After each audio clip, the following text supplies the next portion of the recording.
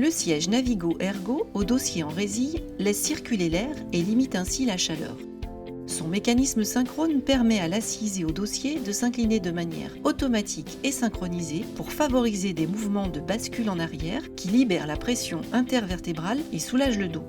L'intensité de la bascule est réglable grâce à ce volant facilement accessible. On tourne vers l'arrière pour plus de souplesse pour un gabarit léger et vers l'avant pour durcir la tension pour un plus gros gabarit. L'assise se règle en hauteur en pressant cette manette vers le haut. Afin de ne pas bloquer la circulation sanguine dans le creux du genou, les pieds doivent toucher le sol ou s'appuyer sur un repose-pied et les genoux doivent prendre un angle d'au moins 90 degrés.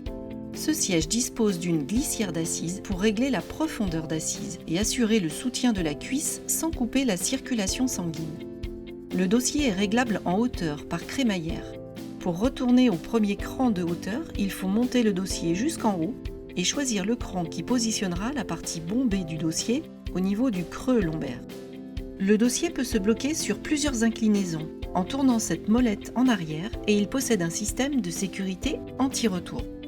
Pour le débloquer, il faut tourner cette molette en avant et aller chercher le dossier avec son dos comme ceci. Ce siège est équipé d'un soutien lombaire rembourré et réglable en hauteur. Une tétière ajustable en hauteur et en inclinaison est présente pour accompagner les mouvements de balancement et soulager les cervicales. Ces accotoirs 2D se règlent en hauteur par pression des ergots,